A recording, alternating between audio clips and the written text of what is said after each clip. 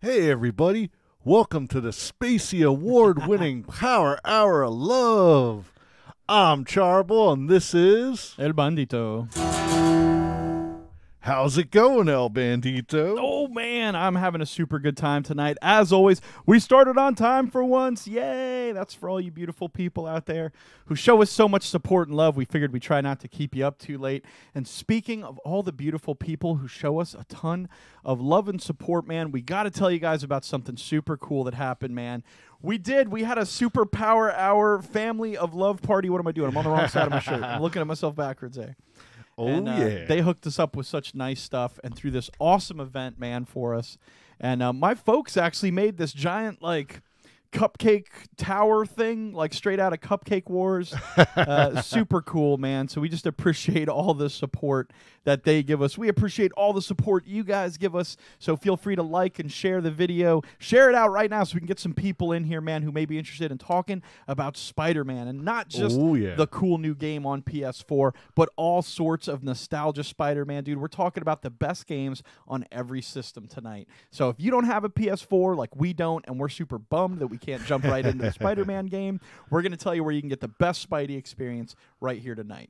You know it, man. Before we dive into that, like you said, man, just want to say thanks to all the Legion of Love that are jumping in and partying with us. Like you said, man, definitely go out there and share.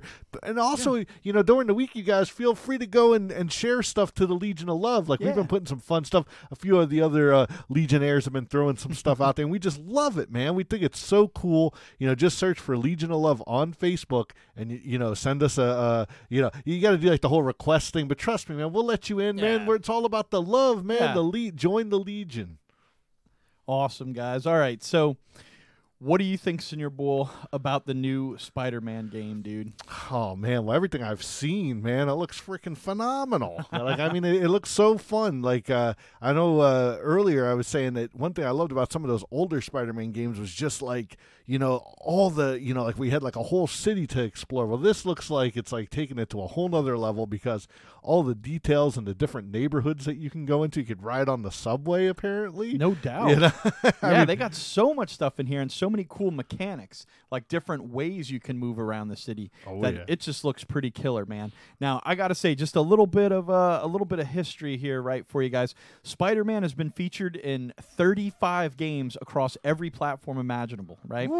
Now, that's 35 games that are Spider-Man games, right? Self-titled Spider-Man games. Do you have that Ultimate Alliance game over there, Senior Bull? Oh, absolutely.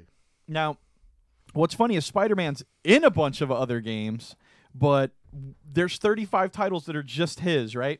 But, like, here's Ultimate Alliance 2. Could you tell Spider-Man might be in this game?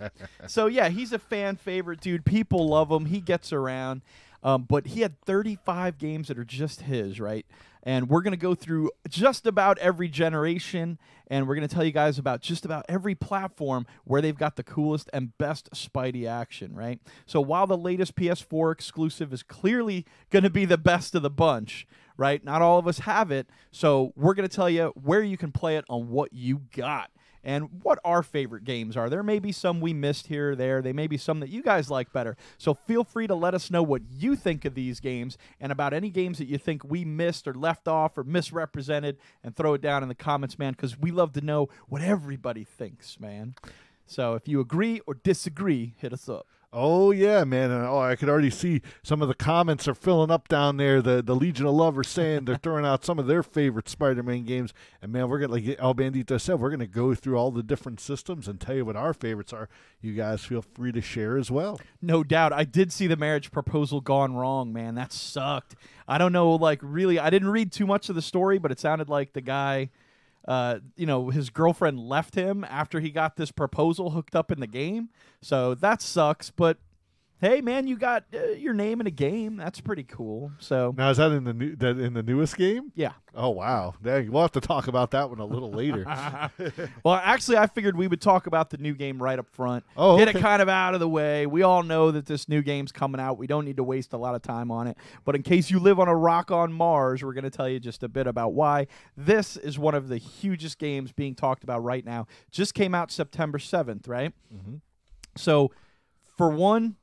they have absolutely stole my heart in the redesign of the costume department. I mean, there are dozens of redesigns for Spider-Man's costume. I've always been a fan of the original, the classic suit, but that white spider is awesome, man. It's really cool. It kind of brings in that Venom aspect, and I just love it, man. What do you think, Senor Boyle, of this new suit? I definitely dig it, and I really can't see it too closely here. Does he still have the webbing under his arm, or has No. that been removed? Okay. No, I've always kind of liked that whole like weird. I mean, I know it's old school, but but yeah, definitely. I mean, it still looks very cool. Like I said, it really pops even at a distance. I mean, you see that white spider just jump out at you. Yeah, and I don't know, it just somehow really looks good. It really fits. I like the extra little bit of white detail on the hands that kind of indicate like where the web shooters and stuff are. So what do you guys think? Did you like this new design for the costume?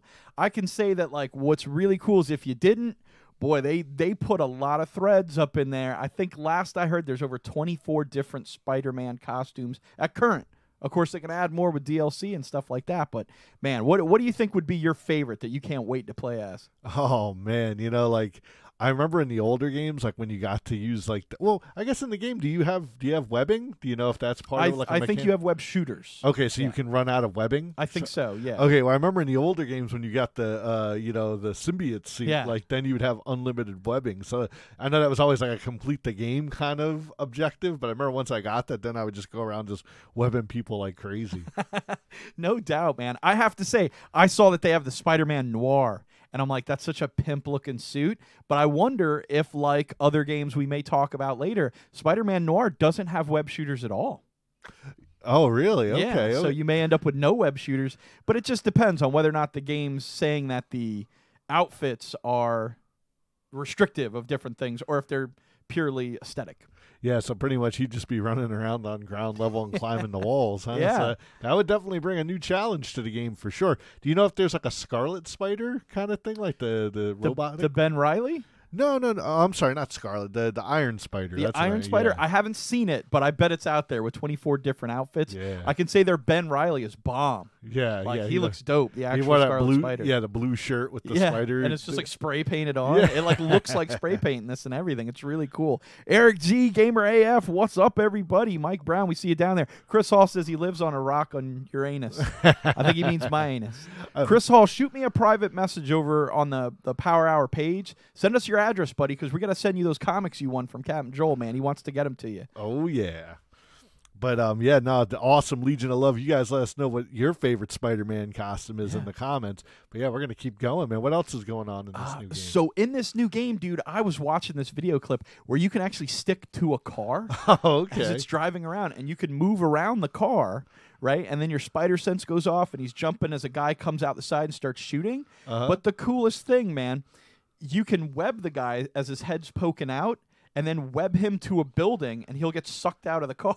Oh, that's and awesome. He's just stuck hanging somewhere now. So this seems really very cool. cinematic. Like, Yeah. like stuff you'd see in some of those earlier and even the newer Spider-Man movies, just stuff that you just be like, whoa, that's so cool. They're bringing it. And I think with every, like, iteration, I know, like, so we're going to talk about the history later, but things have just gotten you more and more like Spider-Man. Like, this is like the Arkham, asylum for a Spider-Man game. Like, It is. When everyone played that Arkham Asylum, we were like, finally, I can be Batman. Yes. Yeah. And this seems very much that like everything you thought that you ever wanted to do as Spider-Man besides nail Mary Jane is like in this game, So, but let's see. They've got the classic spider sense in there, which I like, is pretty cool. I'm sure that works a lot, like you were saying, like the Batman thing. Where it tells you, but that's great. That makes so much sense for Spider-Man. Absolutely, So here we see he can web people to the floor. He can web them to buildings. They got some great fighting mechanics and stuff in it.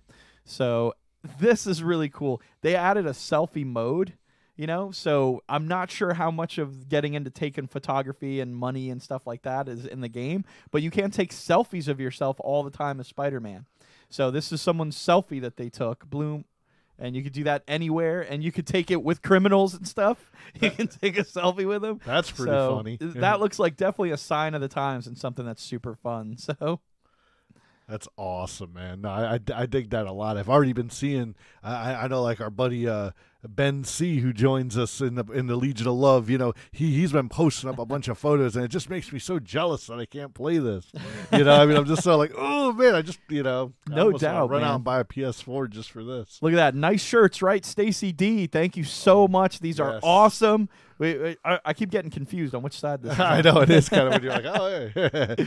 But yes, they're super nice. So thank you for that. And just so our Legion of Love, buddies know, on the back, it's definitely sporting an awesome Legion of Love design. We can't turn very easily here to sport it, but knock everything over. But we will definitely show you guys maybe next week. We'll bring them out and show you. All right, let's see. So that's about it for the new Spider-Man game. That's a little bit of a taste for you guys. Maybe we'll get our hands on a PS4. Maybe Santa will bring us one, but I doubt it because we're both naughty. So what can you do? But man, like as much as like we dream about playing this new game, man, we're going to spend a good majority of tonight talking about the classic Spider-Man games that we have played. And if you guys haven't played them yet, and you can't afford a PS4, you should try to dig up some of these awesome games. Heck yeah, man. So let's kick it off with a kind of a special note here. We're going to give a shout out to the 1982 Atari 2600 Spider-Man game, the very first Spider-Man video game. Going way back there, man. Just going back yeah. to the original. So this is the beautiful cover that it had. Kind of looks comic book drawn and stuff. Oh, yeah. Got the Green Goblin right on there. Spider-Man looking like he's getting his ass kicked. You don't see that on the cover of the game a lot. So I guess it's like, in true Atari fashion, they're like, this game's going to just kick the crap out of you. You're going to be sad you played this, man. That's so cool, man. So have you played the original Atari game? Honestly, yes. Like that was actually the first system I ever owned. It was a hand-me-down from my brother, and I had a bunch of games. But I actually have a funny, real quick story about this game. I actually got this as a double pack with the Superman game. Like I don't know, Toys R Us or KB Toys at the time. Throwback right there. I know, right? But some brand love right there. But yeah, they were selling this together. It's probably like $20 or something. But you got the Superman game and the Spider-Man game. So. I was a lucky boy, and my mom actually shelled out and got me both of these games. And I do have to say, like, I love Spidey, but I actually thought the Superman Atari game was a little better than I know. Trust me. Yeah, I know. But definitely, this was a pretty unique game too. I don't think I've ever played a Superman video game except like the Death of Superman one. Didn't they have that? Wasn't that an arcade game? Yeah, it was a beat 'em up. Yeah, like yeah, and then you would like die. Yeah, I'm like, dude, you're Superman. How do you just die? So he never really worked for me in video games. But then you got to pick all from the four return. But anyhow, no, I just meant when you're playing, you can get killed and it's game over. You're like, what the hell is that? That was just weird to me. But anyways, yeah, talking about this Atari game, man, I have to say, I'm not sure.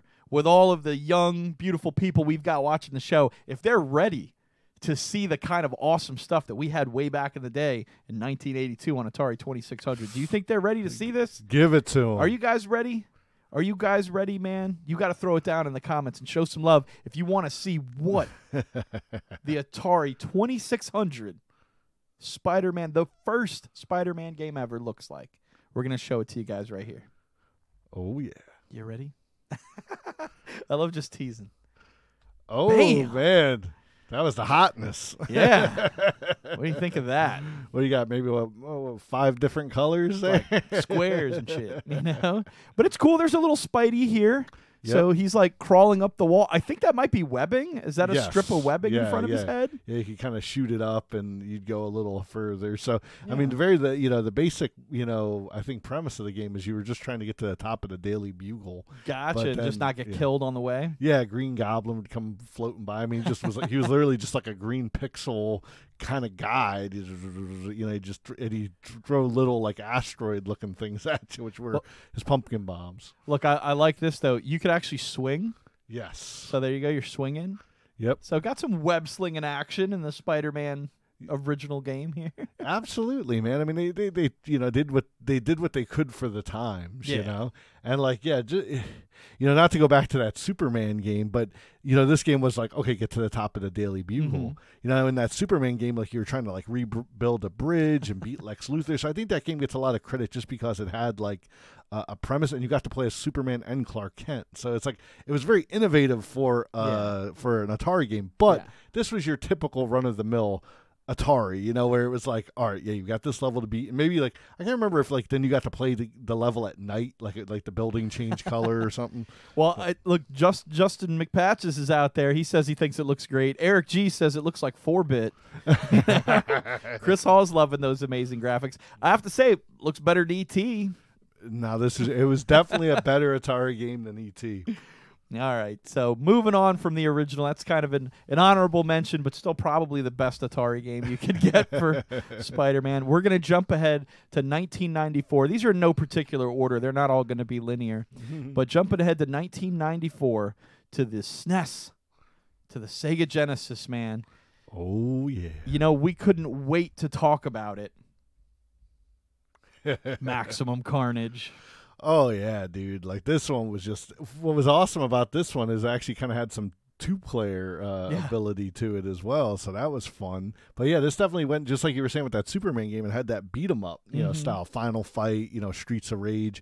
And, just having those, the Spider-Man abilities, being able to, like, shoot the webbing. I think you could even, like, put a web around you and, like, do like a blast kind of thing. Like an area of effect sort of attack. Yeah. And I mean, now I loved how like it kind of did the whole Streets of Rage thing where it's like every like villain was like even guy was named something. Yeah. It was like Buzz, Taz, like no doubt, man. Well, this like what I thought was really cool about this game was it was like the first Spider-Man game where the story came directly from a comic. Yes. Right? So, I mean, I think everyone has a copy of, Spider-Man Unlimited where they had the Maximum Carnage begins here, like yes. This was such a popular comic, man. I remember at the time everyone had one of these in their collection.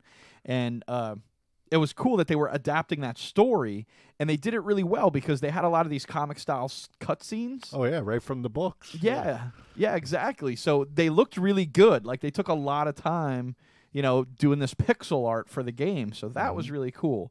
And like you said, it was a classic beat-em-up style, but you could play as Venom. Yeah. Which was badass, man. Yeah, you got to pick at one point. Like, you had to still play a couple levels of Spider-Man first, but then it was like you could kind of choose the path if you're going to go the Venom path or the Spider-Man path. Yeah. And I think the game is actually called Spider-Man and Venom Maximum Carnage. Yeah. So it was like kind of both. But yeah, like, and then they got Shriek, so they had some cool, characters from right around that time. But yeah, dude, you're totally on point with what you said, how they name everyone an individual name. Yep. Like, here Spider-Man's just kicking the shit out of Billy.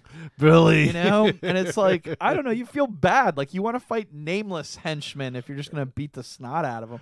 I mean, Spider-Man's a powerful, powerful guy. Sure. And he's just whooping up on Billy. Well, look at Billy. He stepped to him,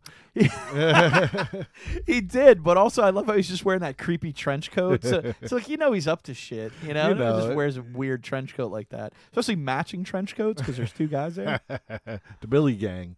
But, dude, it was just cool. Like you said, like right off in the beginning, you're fighting Shriek and you're fighting, I know Carnage shows up and then like, what I really liked is, remember, like, you could collect power-ups that would, like, summon, like, other Marvel characters, like Cloak and Dagger, yep. Captain America. Yep. I think the Punisher rolled out at one point. Like, I mean, it was really cool. I remember the like Cloak would woof, like the whole screen. Yeah, that was cool, man. It was cool. Ghost Rider would jump in there and do some damage. Like, it was a really cool game.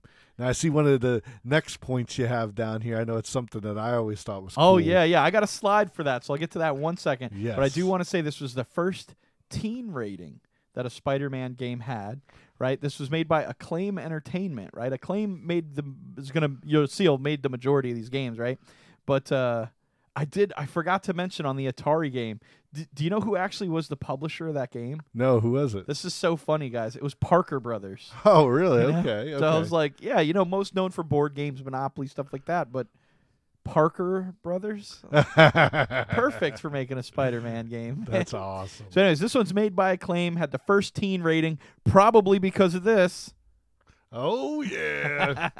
Oh, yeah. Green Jello, man. Carnage rules. What I remember is when this game first came out, I went to, like, EB Games in the mall, and, like, I wasn't even buying the game, but they had, like, cassettes with the Carnage rules single on it. That's dope. And yeah, totally. Now it's like a big collector's item to have the Maximum Carnage rules little cassette single.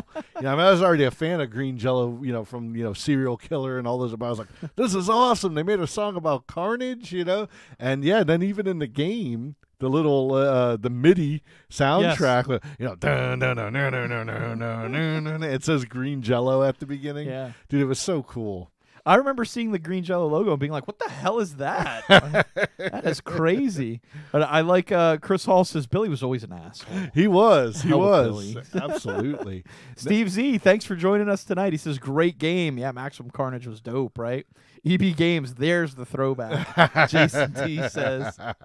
You know it, man. Now, one thing I did want to mention that I know we don't have in the notes, but this actually spawned a sequel. Oh, did it? Yeah, there was a game called Spider-Man and Venom Separation Anxiety. Oh, was that a sequel to that? Yeah, and it was actually it was more Venom-centric, but you could still play as either. But right from the beginning, it was like a co-op where you could play as Venom and Spider-Man and go through, and you were fighting the 5 symbiote, sons of Carnage, right? Yeah. So it definitely took it to that next level where they were like, more symbiotes, get them in there, I remember that game coming out, but that was one I never got my hands on. So. Oh, you know it, man. I remember rocking that out. Me and my buddy Robert M. Man, we were just we were just pounding the buttons on that one, man. So it was fun. Like I said, I think it was a little easier than Maximum Carnage. Maximum Carnage was a pretty tough game. I mean, it wasn't easy in the least. I know I bit. never beat it. So. But yeah, definitely Maximum Carnage. Definitely our pick for the Sega Super Nintendo Spider-Man. Heck yeah. I would say that's probably the best game on Super Nintendo or Sega Genesis. For Spider-Man? Yeah. Oh yeah, totally. I remember they had they had one for like the animated series. That one stunk. It was like a side scroller. Yeah, it was kind of the same thing, but not as good. Yeah. So I know we're going to talk about another Sega game later. But keep tuned in for that one. No doubt. But we're going to jump ahead to 2004. We're going to take a 10-year jump into the future here, and we're going to talk about what's probably our favorite PlayStation 2 Spider-Man game. It was also available on the GameCube and the original Xbox. Oh, yeah. Let's see. Talking Spider-Man 2. Oh, man, when it comes to, like, movie franchise games, they usually suck. They do. They're notoriously freaking terrible. I mean, if you guys know other good movie franchise games, throw them down in the comments.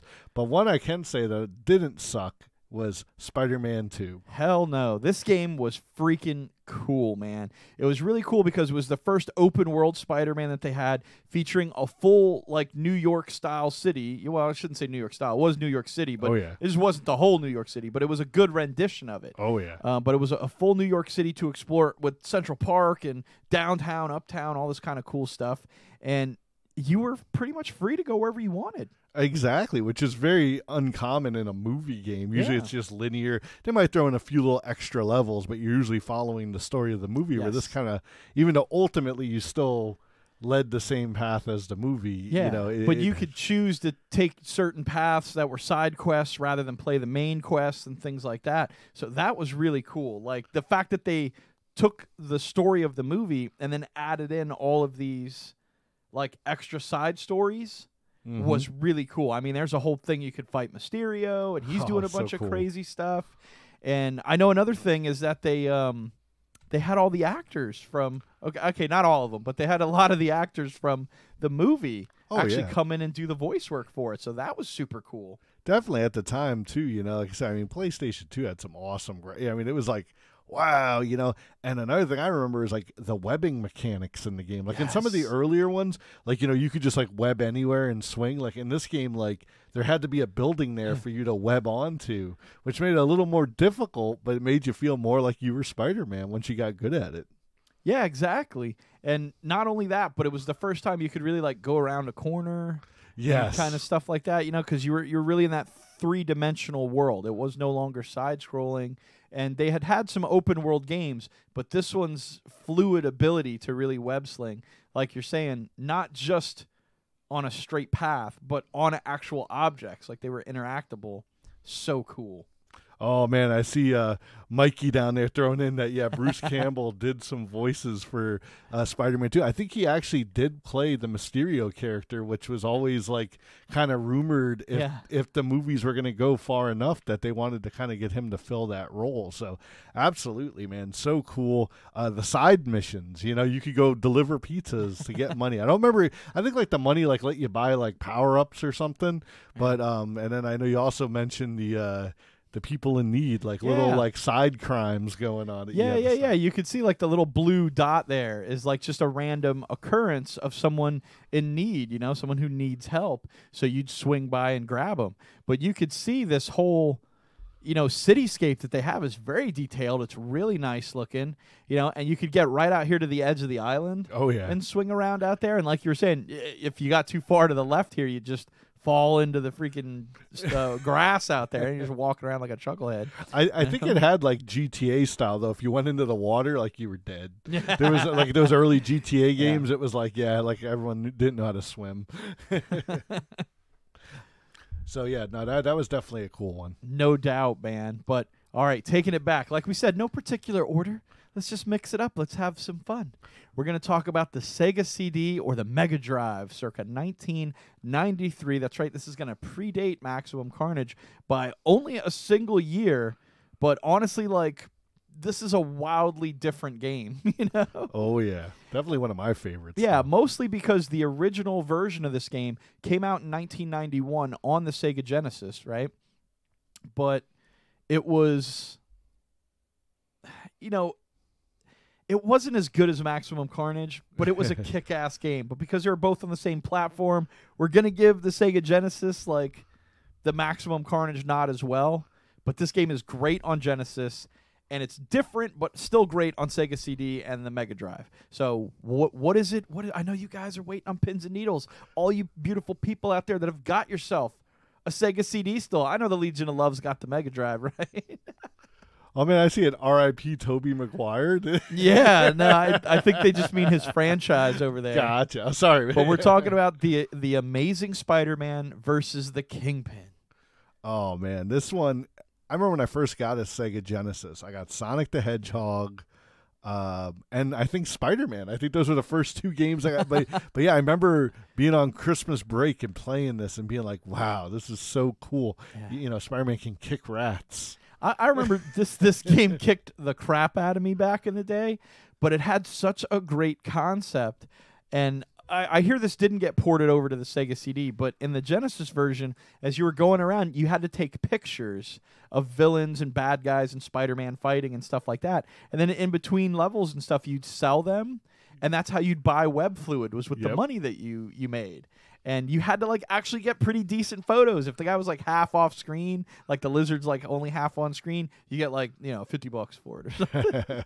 But you're right. You'd have like a little selector that it would take over one of the buttons, and you'd hit it, and the screen would flash. Like I took a photo of it, and at the very end, it was kind of cool to see the pictures you had captured. Yeah. I'd always get a picture of that bat in the sewer, and it was like $25. So it was the original selfie. Absolutely, just man. like they have in the new game.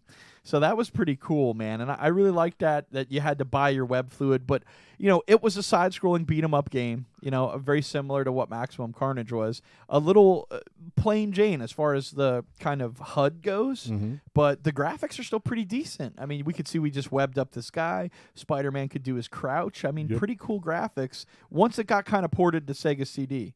I think these are from Sega CD. Sure. And I know another thing that the Sega CD also offered was animated cutscenes in between that. I was actually watching these earlier, and it helped me understand what I was doing in the old game. Where I was like, "Oh, so that's why that guy was robbing that old lady, and that cop wasn't doing anything." Yeah. So it's it was just really funny that it helped kind of tell you what. I mean, in the Genesis one, it was a little scroll screen would start telling you whatever Peter Parker was thinking, and you'd be like, "All right, I'll skip that." Well, I see a couple people posting down here tonight saying they keep getting kicked. We have no control over Facebook kicking you guys, but feel free to check us out on Twitch or on YouTube. We're streaming live on both those platforms as well. I know that YouTube does have a variable bit rate, so if your internet connection's dipping, it'll keep you streaming rather than cut you out. I don't know if that's a problem. Oh yeah, and make sure to let them know that we are locked in with the comments on those other services as well. So if you guys comment on us on YouTube, we'll also see it here. So, yes, yeah, you'll still be able to communicate with us and talk to us and stuff like that. So, give it a shot, and feel free to share it from those other platforms and see if we can get some more cats in here jaw-jacking about Spider-Man. Well, man, I see, earlier we had asked them, hey, do you guys know other movie franchise games that were good? I saw, Batman on the NES, which, same thing, it was a side-scroller. I mean, of course, now that we've had, Arkham Asylum and those games, it's kind of oh, man, I don't think I could go back to that. Yeah. I saw the Die Hard games. Those were fun, and then now I see Teenage Mutant Ninja Turtles, which I think I appreciate the first game more now. Yeah. But man, those beat 'em up ones, the arcade game, those were my jam back in the day. Turtles 2 is one of the greatest games of all time. It was so iconic. cool. Turtles. But I loved in this game, the Spider-Man versus the Kingpin, you could stick to the wall in some places and actually crawl past bad guys. So that was pretty cool, man. Well, even the ceilings and stuff like that. Remember, you jump up. It was really cool. All the mechanics, and then the villains. I mean, this was packed with, Electro. You had Venom, of course, was in there. Hobgoblin. I mean, we got a great shot of Dr. Octopus here. But you're right, man. Look at this. They got Venom. They got the Lizard. They got the Hobgoblin, like you said, Electro, Doc Ock, and of course the Kingpin. You got to fight the Kingpin and the Sandman. And I gotta say, it was really cool because the Sandman would chase you through the whole level, and you had to get back to a fire hydrant, and that's how you beat him. You hit the fire hydrant, and he got wet, and then he was done. I thought that was a cool mechanic. No, definitely. And one thing I have to say was really cool. They did this in the original game, and then they actually changed it and did it different again. But they had a bunch of alternate endings for the game. So, if you manage to save Mary Jane here while she's kidnapped and the Kingpin's got her, it'd show you one ending. But if you don't save her but do defeat the Kingpin, you get a different ending. If you defeat the Kingpin, or if you save Mary Jane and Kingpin gets away because there's a timed element to it, you get a different ending. So it's just really cool. That was, now that you bring that up, El Bandito, that's true. You didn't really have lives in this game, but there was a timer. The Kingpin, he says Spider-Man set up, but there's a bomb, and it's counting down 24 hours. It's not really 24 hours. Every time you get killed, I think an hour goes off the clock. So it's if the timer went down, pretty much New York City blew up, which I never really got that story. Why would the Kingpin blow up New York? He's still there. But it's a comic book game. But as you can see, Mary Jane's captured, so you had to make sure she didn't go into the, burning hot magma. But great game. It was a lot of fun for its time. Super fun, super fun. And I think that'll wrap it up for the first half of the show right there. We've got some more awesome Spider-Man games coming at you on the other side of the news, but we figured we'd take a minute to let you guys know about the crazy fun stuff going on in this awesome PoDunk world of ours. Oh, yeah. Let's roll into the newsroom.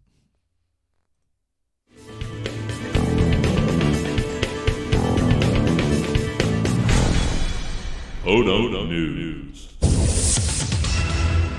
Oh, yeah, man. It's time to dive into those crazy stories that are going out there in this PoDunk world that we all know and love. Heck yeah, man. We've got some wild stories out here today, man. Some really fun stuff I think you guys are going to get a super kick out of. So let's start it off, man. We're going to start it off tonight with some sports news. Oh, I know man. we never give you guys sports news, right? What do you think of some sports news in your book? Hey, man, let's dive in, man. We're all about the love, man. I mean, if people love it, then we're going to talk about it. No doubt, man. Now, this may have a little bit of a nerd twist at the end, so hang in here with me, guys. So this minor league baseball team called the Bay Bears is going to move to Madison, Alabama to honor, right, the new city's nickname, right? Madison, Alabama is nicknamed Rocket City. Okay. The team hosted an open voting for a new mascot, right? So we're gonna tell you guys the winners right here. In fourth place, they had the Rocket City Comet Jockeys. Okay. Okay, I don't know if I like that one. They got about 11% of the vote. The third place one was the Rocket City Space Chimps. So that's kind of fun, I guess. 12% of the vote there, right? Second place, the Rocket City Moon Possums. How did that get second place? I don't know. But maybe you guys will dig the winner here with a resounding 45% of the vote.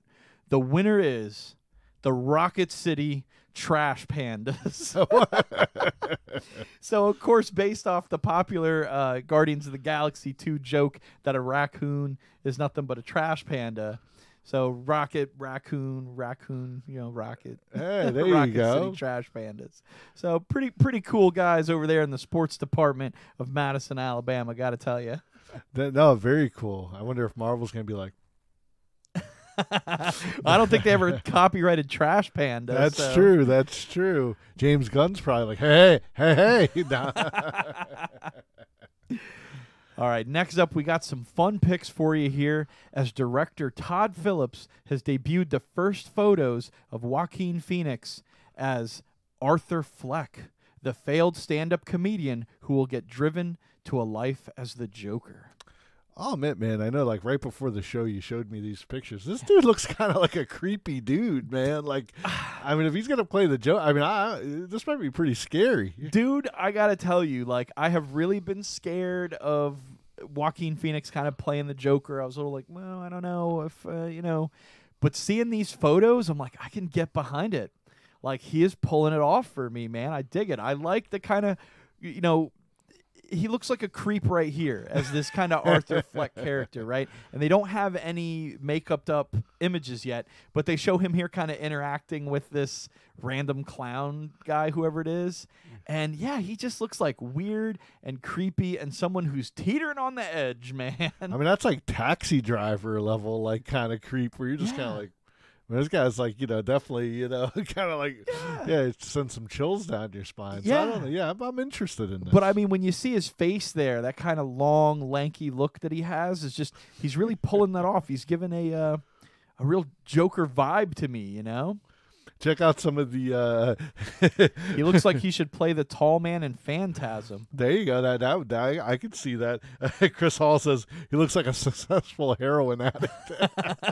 Maybe Arthur Fleck. Now, tell him the thing about Arthur Fleck, though. Like, tell him the. Okay, so this is pretty cool, right? So Arthur Fleck, as in A. Fleck. Kevin Smith went on his podcast and was talking about how.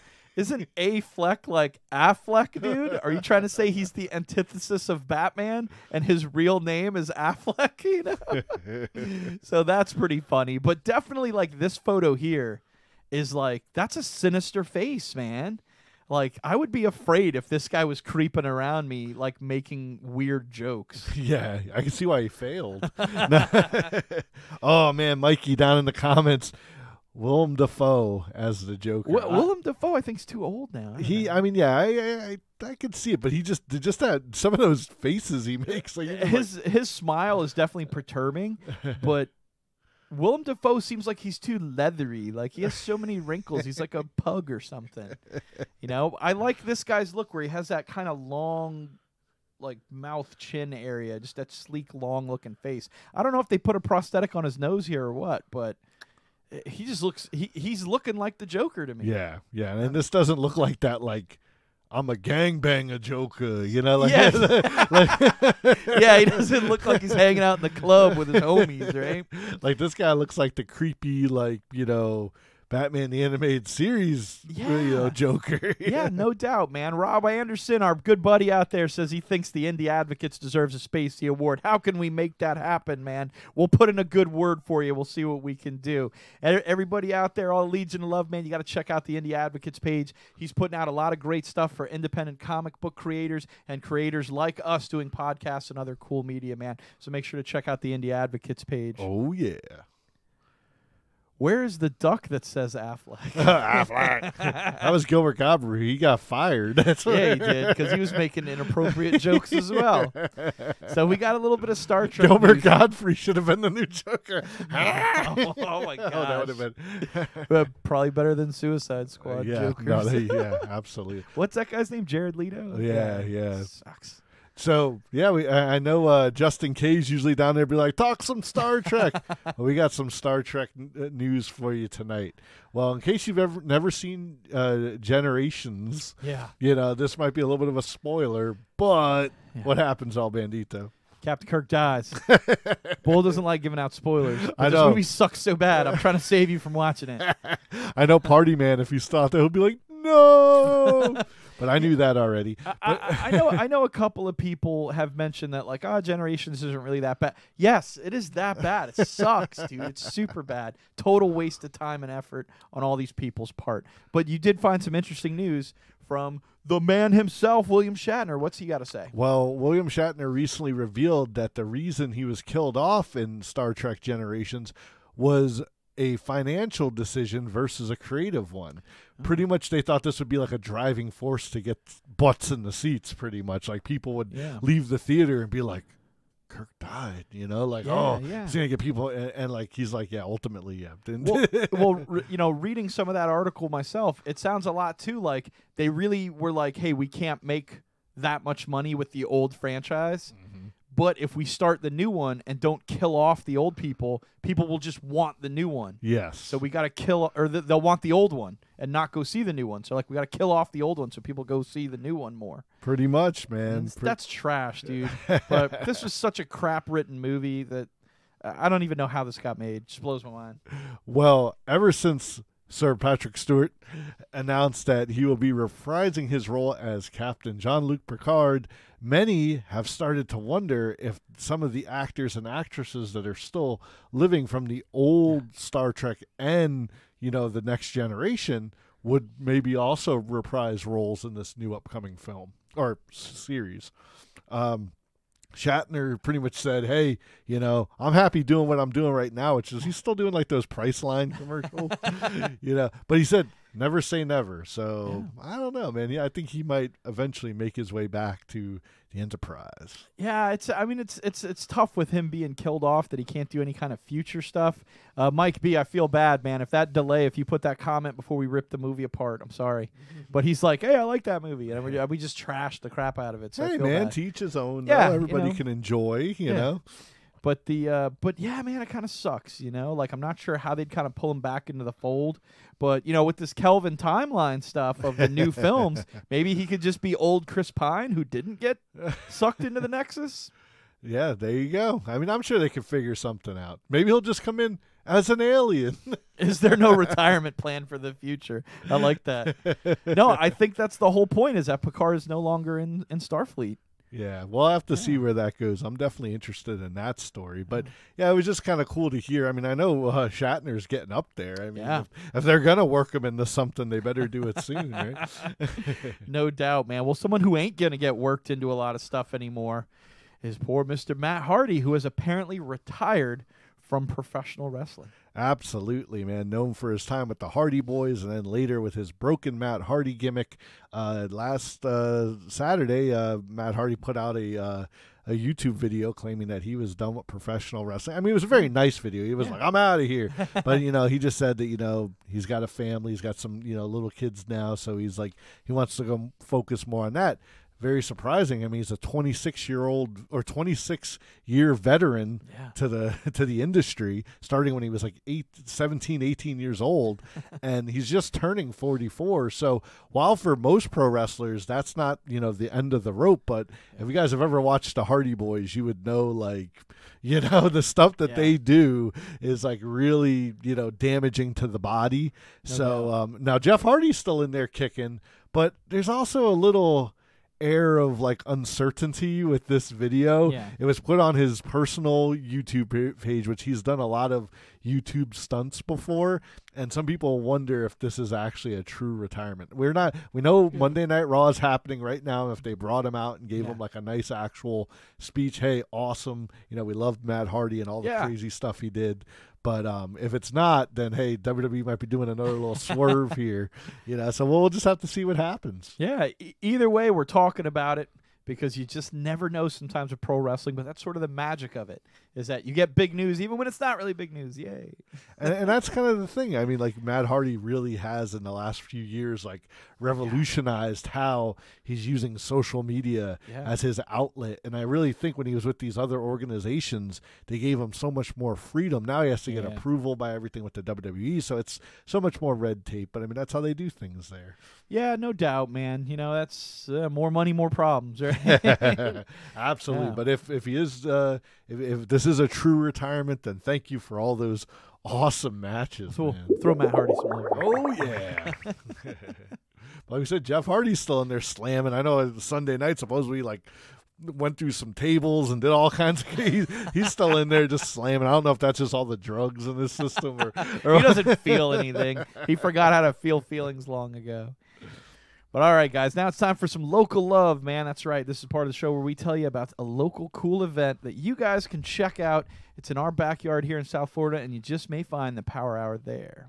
Oh, yeah, man. What's going down, El Bandito? All right, so this week we've got the Bowl for Kids' Sake, right? This is the Big Brothers and Big Sisters of St. Lucie County, Indian River County, and Okeechobee counties getting together, and they plan its annual bowl-a-thon, which they call the Bowl for Kids' Sake. It's happening September 22nd. That's this Saturday, right here in Port St. Lucie.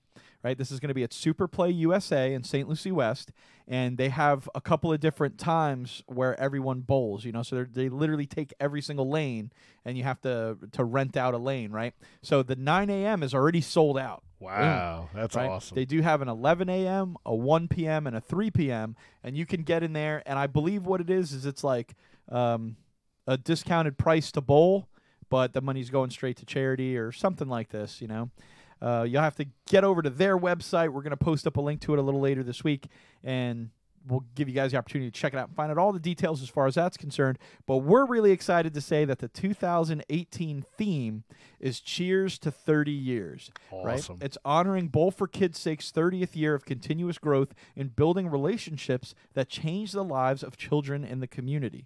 Right? Now, as part of this event and this theme, they are honoring 30 pillars of the community from these 3 counties, including our friend Captain Joel over at Big Dog Comics and Thunderdome Gaming. Man, we're going to throw some love out there for Captain Joel, right? Oh, yeah, man. We know a lot of you Legion of Love members out there got some cool prizes and stuff from Captain Joel. So, he's a cool guy. He supports a lot of the stuff that we do, whether we're putting on events or shows or doing the Power Hour. He's always supported us and supported the community. I know I was just talking to him the other day where he was talking about he donated a bunch of comics to, something like $500 worth of comics to some charity that I don't remember because I hardly listen to him. But he's a super cool guy, And it's cool that he'll be getting honored at 1 p.m.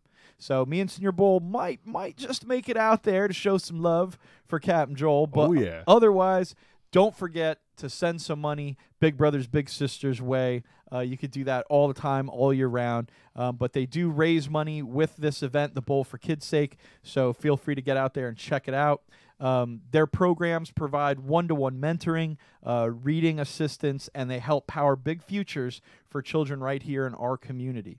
So again, this is going to be at Super Play USA in St. Lucie West.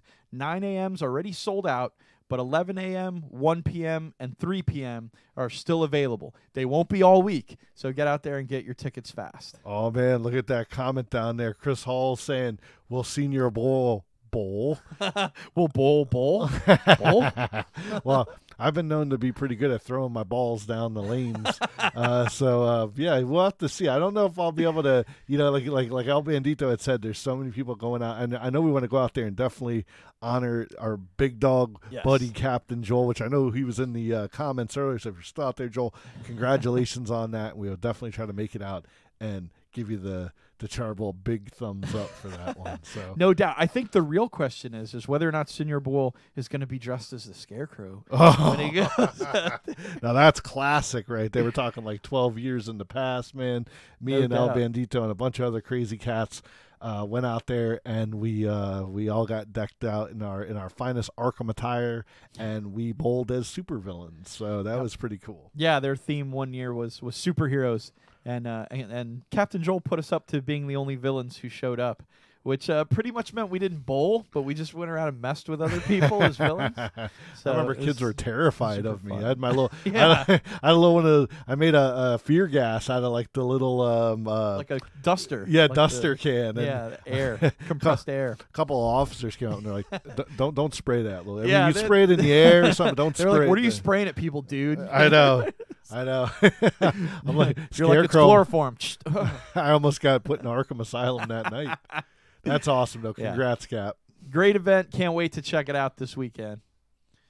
All right, let's see what's coming up next. Next up, we got the headlines. All right, this is one of my favorite parts of the show, man. This is getting to be just something I super love. This is the rapid-fire headlines. We're just going to tell you the headline. We're not really going to get too much into the story because you know what? You probably Googled it or you probably heard about it already, but it's worth mentioning, so let's check it out. First up, we're talking Captain Marvel, right? The Captain Marvel trailer that we've been teasing down in our scroll below may premiere tomorrow morning as Brie Larson is set to appear on ABC's Good Morning America. Oh, man, can't wait to see it. I know we've seen some of those snapshots, but... Yeah, and again, it's just rumored, but everyone's thinking it's coming out tomorrow morning, so we just wanted to put it in your guys' ear to keep an eye out for it. Oh, yeah.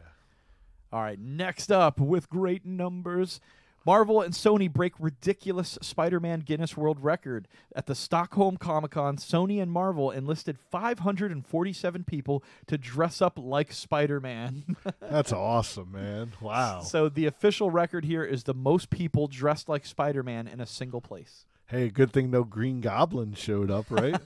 Actually, they would have just rolled them. I know, right? 500? Yeah, 540 some odd Spider-Man. So I wonder what happened to the other three guys. You know, because it sounds like they should have had 550. Oh, yeah. But 3 people didn't show up. Losers. You would have think they could have just had a couple extra masks off to the side, grab some random off the street. Like, hey, they probably were. That's probably how they got up to 547. It's paying bums a quarter to get in there. Oh, man. No, I'm pretty sure these were all legitimate. Look at those costumes. Oh, they're super excited. And I have to say right here, this is a chick, and you can see she's got her hand on her hip right there. She's just totally sexing up that spider suit right there. I dig that. There you go. All right, let's move on before I get too much into that. Fortnite is fragging marriage. Cited in more than 200 divorce proceedings from online divorce service, cleverly titled Divorce Online.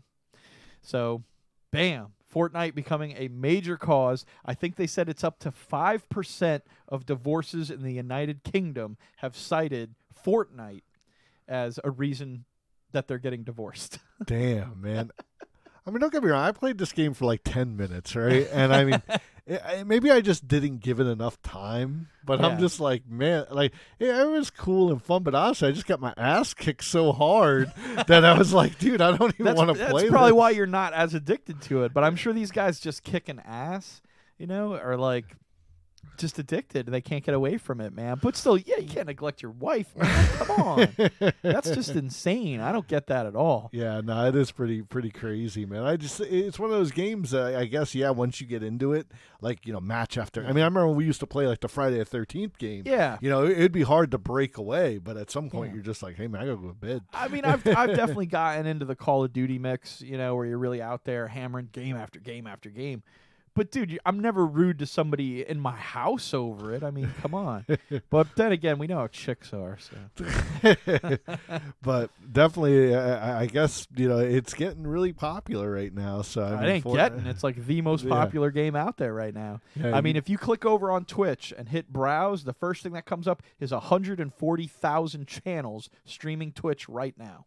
on Fortnite. Wow, Yeah. dang, man. Well, definitely, I guess there's something in there that I didn't really see. But hey, you guys let us know if you play Fortnite and you dig it. Yeah. Throw Well, it down. you're not much of a shooter guy, though. Yeah, that's true. That's Yeah. true. It's third person. Like, I look at it and I'm like, this game looks like the jam. I'm like afraid to get into it because I'm like, man, I'm gonna play this game like crazy. But I love the fact that it's a shooter, but then you build stuff. So like you can build chairs and tables. All right, we said we weren't going to talk a lot about these. Congratulations are in order to Epic Games, a developer, and to every couple who worked hard to make this achievement possible. Damn. All right, so The Predator, #1 at the box office, breaking records for the lowest box office opening in over 4,000 theaters. Wow. So kind of weird because it's #1 at the box office with about $24 million, but is still like a record-setting low turnout for film in general. So sort of weird. I think this is like the Predator movie that nobody wanted. And I know you guys are probably you guys were talking about it last week, but we were more focused on the past. Yeah. You know, we were kind of talking about those things. But you know, I talked to a few folks that went and seen all this, and they were just extremely disappointed in like mostly the humor that they added into it. You know, while that works in a Marvel movie, you know. Yeah. Well, it seemed like it was kind of a little bit of a lowbrow humor too. So I don't know. I got to see the movie to check it out, but it looked like it was just kind of a lot of cussing and kind of shit like that. That I'm like, that's cool and all, but that's very easy to take that to like an over the top level where you're like, that's not funny or cool. It's just kind of gratuitous. Sure. You know, and it's hard. It's hard for me to say that gets, like to gauge that. But I have seen movies where you're like, oh, you're just trying too hard to be funny, and I wonder if this suffers from that. But this record was previously held by The Mummy, the Tom Cruise version. This was lower than The Mummy? Yeah. Oh my god. Yeah, like it made a lower box office number, and the point is that this movie opened in over 4,000 theaters. Mm-hmm. And it only made $24 million, right? So that's like really bad because of how many theaters it is. Most of the time in like 2,500 theaters, they'll make like $60 million, you know? So it's weird, but I feel like this movie sort of came out of nowhere to me. Like I feel like I heard about this a month ago, and now it's in the theater, where most everything we see is like next year this is coming, 2021 this is coming. And then this was like, next month there's a Predator. And you're like, oh, really? Okay. So I didn't really have time to get too jazzed about it. Well, apparently not a lot of other people did either. Like I said, I do know I actually today on Facebook, I saw one person that usually, you know, our movie tastes are similar, had actually given it some praise. So I was like, well, that's cool. At least somebody enjoyed it. But mostly, you know, out of the like 5 people I talked to, the other 4 hated it. So, but we'll have to see. It'll probably be a rental when it comes out for me. Hey, you should see Sean Barber out there. Thanks for joining us. He said he too was sideswiped by it. Didn't even know about it coming out. So yeah, kind of weird. Maybe weird marketing. I don't know. But I remember knowing about Predators and anticipating that movie when it was coming out. Yeah. Now Predators opened in like 2,900 theaters, something like that. And they ended up making over $30 million. So it's kind of weird, you know? I know it's a reference to the Fortnite. But look, check out Chris Hall's comment right there. Video games were meant to play alone in the dark and get off my damn lawn. Totally, man. We know that there's a whole new generation of gamers that love these, like, you know, base building and you know the whole. I do. Well, yeah, I like that. You don't. You hate playing online. I'm fine with it. Well, like I said, hey, you don't need to call me out, man. You're just lumping me in with what you said, well, though. I'm just saying. I know there's a lot of people that enjoy that, but Yeah. I personally just not a huge fan. So, and that's cool, dude. Not everything needs to get played online. You know, I know there's a lot of games I wish weren't online because I'd play them a hell of a lot more. sure, But yeah. So absolutely. I didn't mean to call you out in a bad way. No, it's just in a all like, good. oh wait, I like online games. I want to play with people. Sure, no, absolutely. Even though you're I like, want to play with people. even though you're like, I'm not really social on here, so don't I send me stink messages. at social media, but I like playing games. You know. All right, well, I think that'll about wrap it up for the headlines. Let's go talk about games that were games that you played in the dark by yourself. And you did. And when your brother came in the room, you said, "No, it's not your turn. It's my turn." Awesome. All right, man. Well, now that we got the news out of the way, we're getting back into talking about some awesome, classic Spider-Man games. Heck yeah, guys. So we're going to jump right into it, man. We're talking 2010 PlayStation 3, Xbox 360, and the Wii. This game was released. And I have to say, personally, this is one of my absolute favorite games, right? Spider-Man games. Oh, yeah. Spider-Man Shattered Dimensions. Dude, this game was so freaking cool. We're going to tell you guys a little bit about this action adventure, also made by Activision, right? Let's check it out. Did you play this one much, Senior Bull? I think I played like the first couple levels. I had like one of those like GameFly subscriptions at the time, so I think I just had so much stuff. Like I had like a 3-game subscription. So I got this one. I played like a couple levels. I'm like, all right, moving on to like Resident Evil 5 or something like that. But I know I could play it again because bam, we totally have a copy of it that's green screened out. oh, hey, that's kind of cool. I like that. It is. But yeah, that's my Xbox 360 copy. Now I'm going to tell you guys a fun story about this. I bought this right from my local Walmart. Yay. And when actually it was a gift. It was a gift for Christmas, right? And I got it, and I didn't open it because I got so many games. It was like the last one. So like a month and a half or 2 months went by, and I finally went and I opened the game. And dude, I'm gonna show you guys because I keep it in here, right? This is what was in there. Well, okay, let me take it out of this completely green thing here. But this is what I got. I got a TDX regular CD-ROM. This was in a totally sealed, encased version of this game, and that's what I got. And I took it back to Walmart, and I told them, hey, dude, I got completely ripped off here. Somebody took this freaking game. And they were like, don't cur, outside of your date in which you bought it. So I had to go to GameStop and buy myself a whole other copy of this freaking game just so I could play it. So I got burned on that one pretty bad. No wonder you love it so much. You had to buy it twice. Seriously, man. But it was worth it because this game was so cool, right? So let's check out a little bit about this one. So first and foremost, right, this has great controls and a really awesome fighting style. We were talking a bit about the PlayStation 2 game, Spider-Man 2, that incorporated all these web slinging and like elements of webbing people and stuff like that, and they just took this to the next level. I mean, you see what he's doing. He's made like a mace, like a ball of web with spikes coming out, and he's hitting people with it. And you could do a number of variations on this, including like a great big giant hammer. You could make a fist and stuff. So it's really innovative in these kind of area of effect or larger than life sort of attacks. But it had really cool kind of cel-shaded graphics. And again, here you could see how he's lassoing his web like he's going to trip him and stuff. He could make like a web shield. He could shoot webs like bullets. I mean, a lot of the stuff we saw in Spider-Man Homecoming, the things that were like built into Spider-Man's suit that were locked under the training wheels protocol, were things that you could play in Shattered Dimensions, man. So super cool. The story was written by Dan Slott, who's, famous for his run that he just ended on Spider-Man. He's been writing for the past 5 years, but he started off with Brand New Day, taking over from Michael Straczynski on the Amazing Spider-Man comic. So Dan Slott's been writing for the Amazing Spider-Man for a few years now and doing good stuff over there. So this game has a great story in the fact that the dimensions are shattered and you get to play as 4 different Spider-Mans in 3 different times. Okay, that's pretty cool. Yeah, it's pretty rocking, man. So you get to play as the Amazing Spider-Man that we just saw.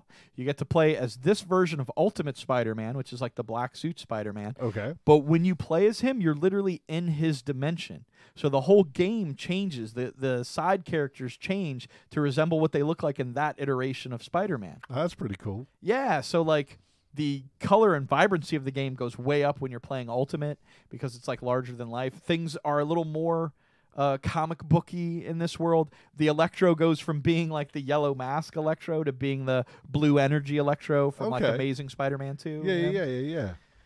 And then you've got Spider-Man 2099.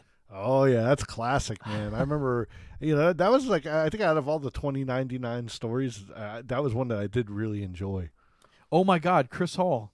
That is the coolest question ever. He says, what was on the CD? Oh, you never checked it? Yeah, it doesn't play in the Xbox, but I never thought to put it in a computer. That might have to be behind the scenes. Yeah. Well, I've seen horror movies that start yeah, off right. like I'm that. Crash my computer. It's a virus. Yep. It might be a copy of Borat. Remember Borat came on? It just said Borat on it. Look! All of a sudden, we start talking about this mystery disc, and everyone starts jumping in. They're like, "Oh, what's going on over here?" I know it's because everyone's like, "It's porn. It's someone's porn. Play it right now."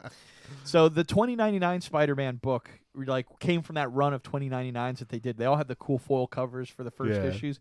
And I think, again, if you were collecting comics in the time that Maximum Carnage book we showed earlier came out, you probably have a copy of 2099 Spider-Man #1 because, man, everybody did. This thing was super dope. Really cool looking costume. Not a great comic. Great part of Shattered Dimensions. There's a lot of really cool stuff going on here, and the futuristic world that they built is really cool looking. No, man, definitely. I mean, so far, just looking at the screenshots, it definitely has more. It looks like there was more to the game than I gave it credit for. Yeah, I mean, I will give you this. It's not very open world. It's very linear. Like you're kind of walking a path, going through a level, right? So there's no kind of wall crawling. There's web swinging and wall crawling, but not to the extent that we saw in Spider-Man 2. So if you're looking for an open world game, bam, that's kind of very different, right? But the unique abilities that the characters have and the unique fights and situations they get into really make this game worthwhile, because obviously Spider-Man 2099 can do some kind of hacking stuff and things like this, and Ultimate Spider-Man, because he has the symbiote suit, has different abilities and powers. And last but not least, we got to talk about Spider-Man Noir. Right now, this, of course, is based off the really cool comic of the same name that came out probably around 2006, 7-ish, right? And this book was baller super cool. It basically re-envisioned Spider-Man in sort of that 1920s gangster motif.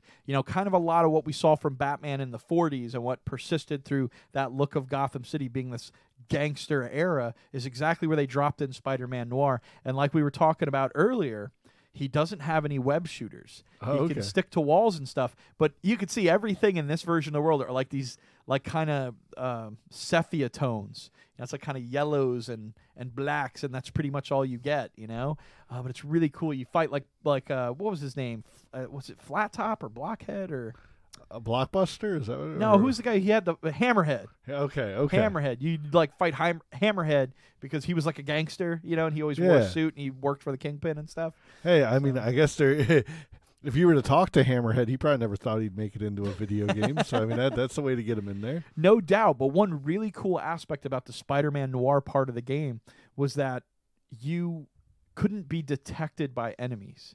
Because if they shot at you, he didn't really have a way of getting out of the way of bullets. He couldn't web and swing away very quickly. Oh, okay. He could hardly dodge. So the whole point of the game was to be stealthy. Oh, that's kind of cool. Yeah, and I don't remember if he just didn't have a spider sense at all. Like maybe he didn't, but I know that this very much took on what they called Predator missions that they had from Arkham Asylum. Yeah. Where you had to be stealthy through these certain areas. And it made it very challenging, but also a super ton of fun.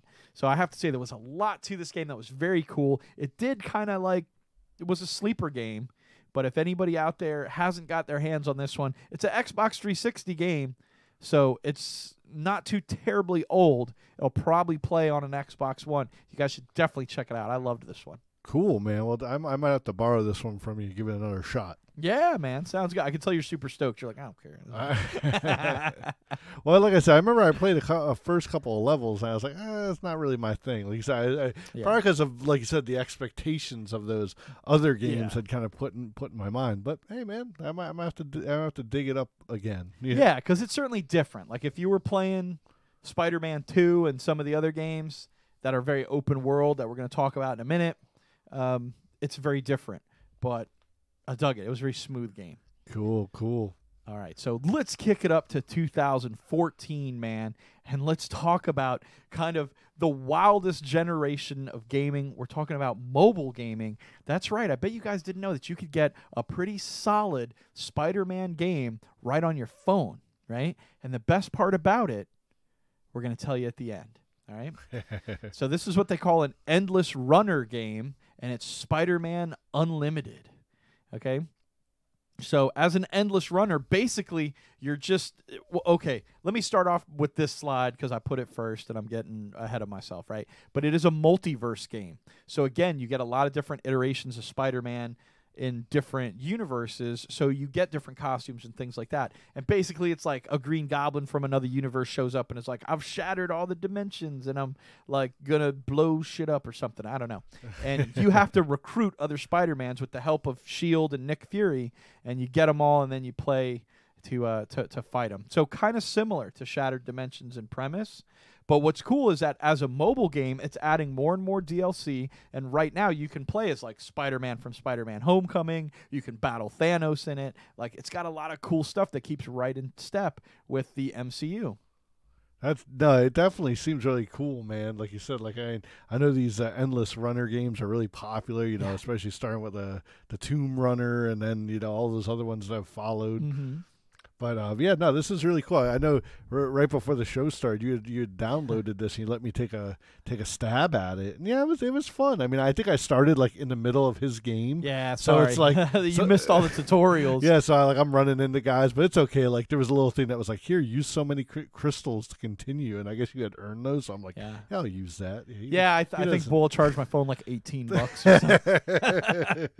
But no, it is really cool. Like we said, as an endless runner, you're kind of stuck in this main track in the middle. Like this is sort of like, you could see where you choose what Spider-Man you want to be, and then it shows like little cool cutscenes, but it's mostly this endless runner thing. So you're basically running on a straight track, but you can jump and web sling over stuff, and you can fight bad guys, and you're trying to pick up so many objects and then get to a location. And if you get hit by something, you fall over or get stopped, or the theory is that if you fall, you're like, oh, you ran out of time to get there now, so you got to continue and start over again.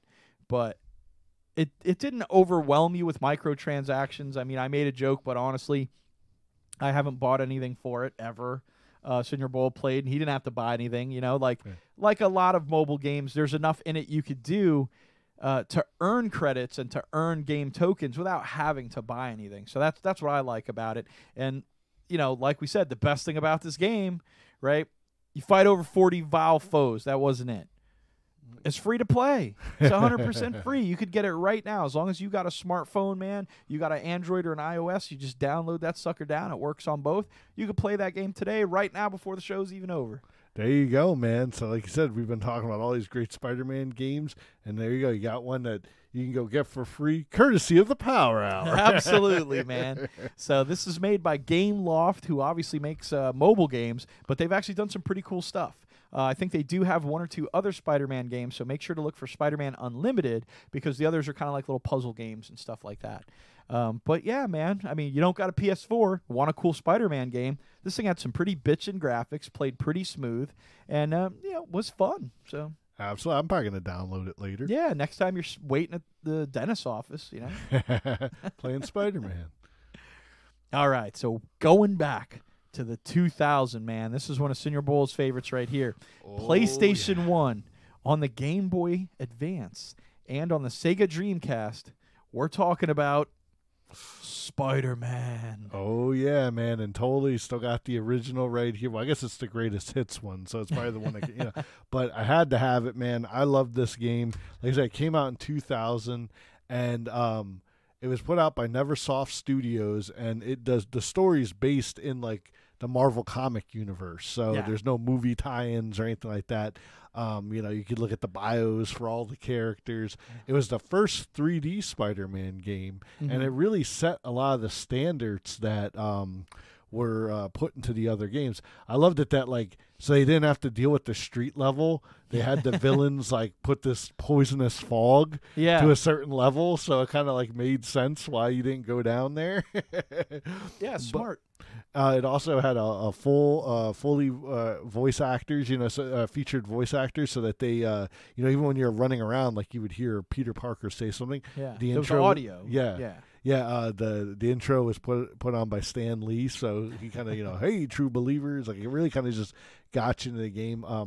It was a action adventure game, so you were running around beating up bad guys, no real side missions, so it was more linear. It definitely wasn't open world like Spider-Man 2 was, but man, was it a lot of fun to play. Lots of villains too. Yeah, this is one I never got the chance to check out. I didn't have a PlayStation 1, but obviously here you could do this thing where you web up your hands and make it where you punch harder. So that's certainly very cool.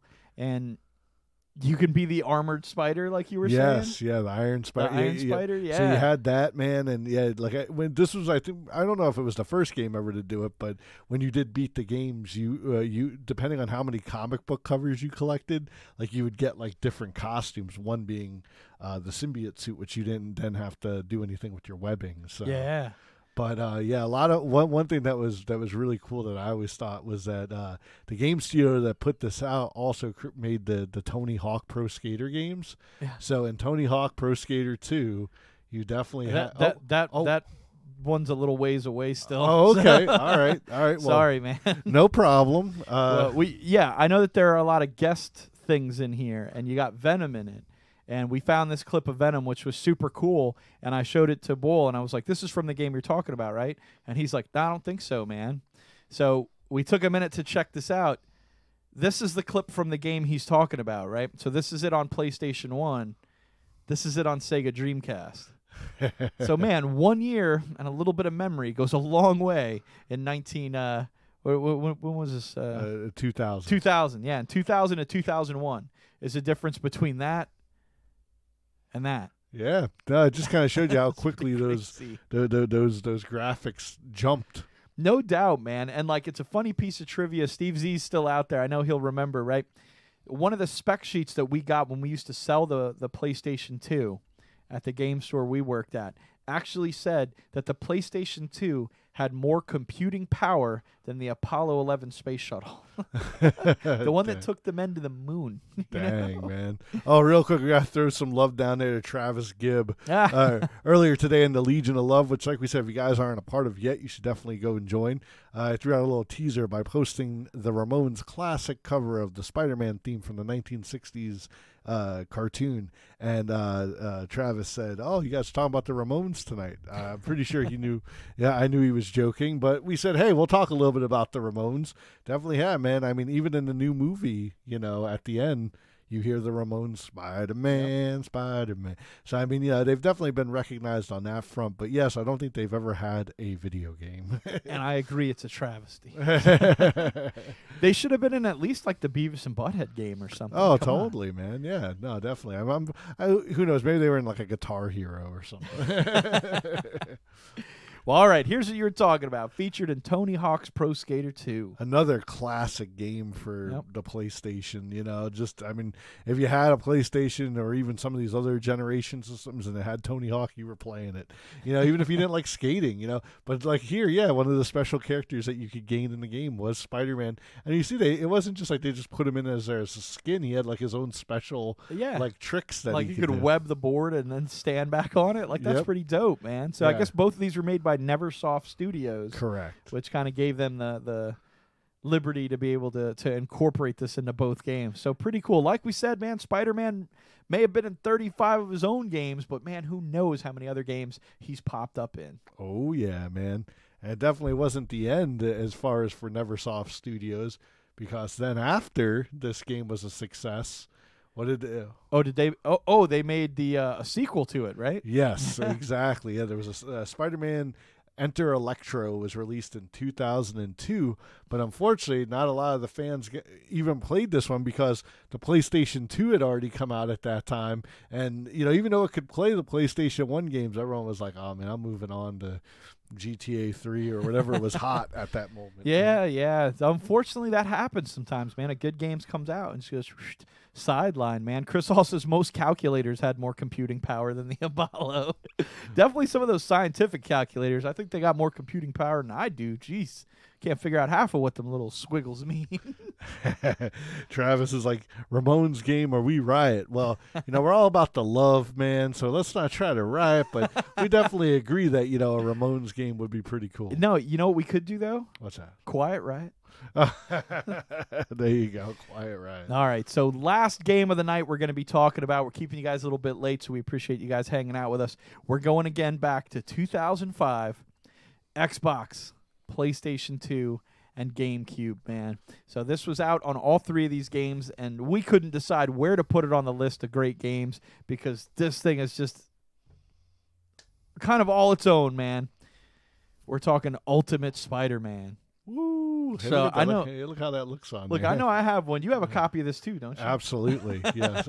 He was showing me earlier, and I was like, I got the full case on mine. And he was like, whatever. I don't care. But he has Show a him the copy other of it, too. side, though. Oh, yeah. Even on the with the inside. Because you got Spider-Man over here, and you got Venom over there. I mean, that definitely was cool marketing for Heck yeah. at the time. And I didn't have to pay anything extra for the foil variant cover, Captain Joel. Just Now, FYI. I did take something out of my game just to kind of show. Not only did you get a game with it, you also got a comic book. Yeah. I'm pretty sure this is like a reprinting of one of the Ultimate Spider-Man books. Yeah, but yeah. look at this, man. Talk about you got an X-Men Legends 2 promo in there, and then look at that. That game you was got, awesome. You got a Spider-Man 2, the movie game, and these guys knew all about the marketing when they were putting this one together. Heck yeah, man. So this is definitely a top pick over on the original Xbox. Definitely a top pick on the PlayStation 2 because basically this game went ahead and took the story and adventure that was going on in Ultimate Spider-Man, and they took its writer, Brian Michael Bendis, to go ahead and pen them a story for this game. And we ended up with just a phenomenal game. They took everything that was in that Spider-Man 2 game that we talked about earlier. That was one of the best Spider-Man games ever over on PlayStation 2. And they took it to the next level, you know? And they did everything kind of cel-shaded, so it looked very comic booky, which I happen to really think works great for a comic book game. I know that was kind of just a big style at the time, and not a lot of people like cel-shading. But I think for certain things like Borderlands or this Ultimate Spider-Man comic book game, they work really well. Absolutely. I know even there was a Legend of Zelda that used it. So, I mean, it's been adapted to many different games. So this scene right here is showing how you can rescue people. You know, so they'll show up in red like that, like they're in danger, and then you grab them. So very much like the Spider-Man 2 game, this had a lot of those elements of, like, as you're web swinging around the city, you'll hear someone crying out, saying, help me, Spider-Man. And then you can either swing down and got to beat up some bad guys, or one of them's like a dude who's like falling from an air conditioner, like he's falling out the window, like he was trying to fix his AC or something. I don't know what he was doing, but I used to see that guy all the time. That was Billy. Yeah, I think he was just trying to jump off the building. I don't know. He had retired from his Maximum Carnage days. But this game had Venom in it, and you could play as Venom from time to time because of the Ultimate Spider-Man sort of thing was like Venom chasing Spider-Man, and now here he's fighting Electro, and a lot of that story all kind of went together really well. But the fluid fighting mechanics that this game had, as far as projectiles and shields, and then having totally different kind of moves that Venom could do, plus having just that little bit of improvement on the web slinging, but still keeping that open world, that sandbox world. Like, yeah, this one's story was linear. You had to go from one place to the other, but it still had lots of mini games. But dude, I remember I could sit down on this game and just web sling around and not care about anything because it was just so fluid and so good and so much fun. Oh, man, Travis Gibb down there is saying that he's beaten every Spider-Man game. Well, man, why don't you go? We've definitely laid down our favorites. What would you say is your favorite Spider-Man game? Absolutely, man. Let us know. Everybody, let us know what your favorite games are. So here we got Spider-Man over in Queens, which, again, was really cool. He couldn't web swing around, but he would, like, kind of start from his house, and then here he is in Queens, and you have a suburban area versus sort of the downtown area. So that was a lot of fun. Absolutely. And again, here we see him web slinging, but this is in one of the side missions, and I had to add this in here because it's one of my favorite things of the game.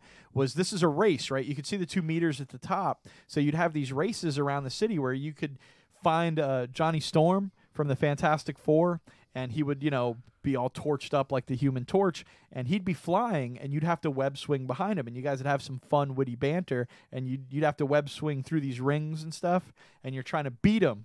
And it's sort of teaching you how to web swing better and stuff like that. So absolutely, that was really cool. Like you said, by this point, the Spider-Man 2 game had already come out, so this game just built on that whole thing of being able to actually feel like you were webbing as Spider-Man, you know? Yeah. So I can't remember if not, but I think that either this game or Spider-Man 2 actually had a mode where you could like make it less difficult, like where it was like, all right, you know, if you just hit a button and then you could do it. But like, I mean, you were like doing, you know, like swinging through and stuff, and it was just really cool. It really got you in that immersion that you were Spider-Man. Yeah, I think that was something different between the two games. That this one had like a one button sort of web swing where you would continue to web swing, but maybe you had to like point in the area that you wanted to web swing to, but you didn't have to keep clicking a button. I could be remembering wrong though. That's going back a ways. My PS2 died a while back, man. So I haven't been able to play this beautiful boy in a while.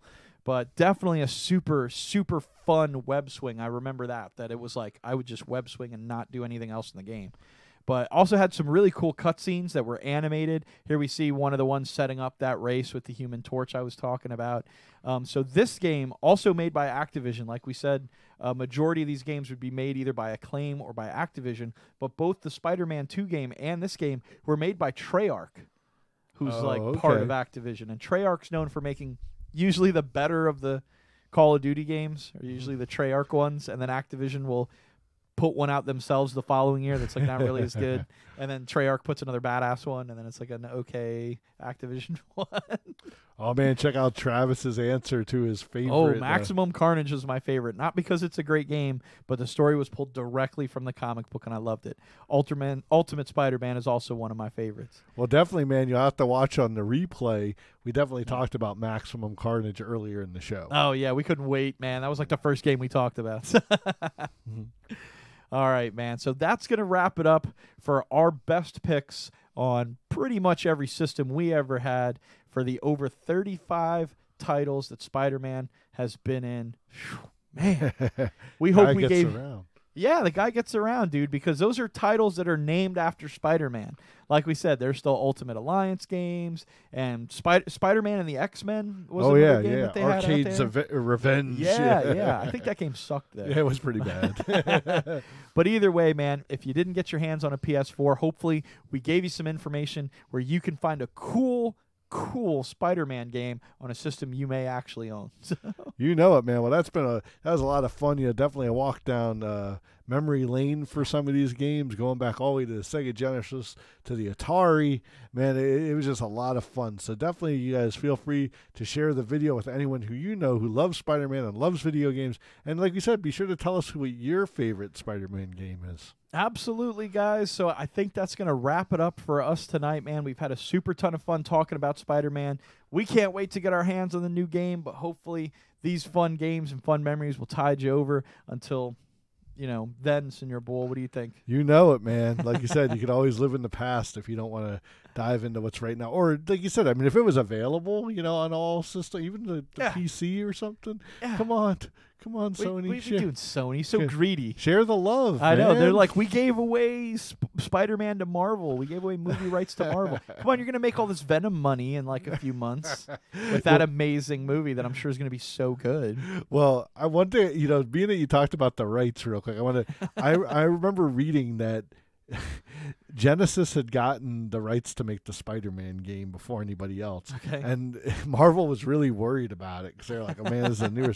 And I guess according to almost like if a person had bought a Genesis, like 2 out of 3 people bought that Spider-Man game. Wow. So, I mean, it completely solidified that people wanted to play Spider-Man games. Yep. Probably the only other thing they could remember were either maybe something on NES or that Atari game. Yeah. And, so definitely that kind of, drove the spike that, hey, people want Spider-Man in the video game realm. So definitely thanks to Genesis for that. And then thanks to all these other companies that took that torch and just made it brighter and brighter. No doubt, man. Just good stuff. You know it. Well, like we said earlier, man, be sure to join the Legion of Love, our special group here on Facebook, man. We throw out cool stuff all throughout the week. You guys are also welcome to throw out stuff, too, that we'll comment on and have a lot of fun with. But, yeah, man, until next time, every Monday night here on Facebook, YouTube, and Twitch, Power Our Love. Spacey award-winning Power Hour of Love. Absolutely, guys. If you've got an event or a news story going on that you want to share with us, make sure to throw it in the Legion of Love. Shoot us a personal message, whatever you guys want to do. We'd love to rep what you got going on and to let people know about the awesome community that we're connected with, man. So let's make the world a little bit smaller. Let's all get together and have some fun, and we can do it every Monday night right here at 9 p.m. Oh, yeah. See you guys next week. Yeah.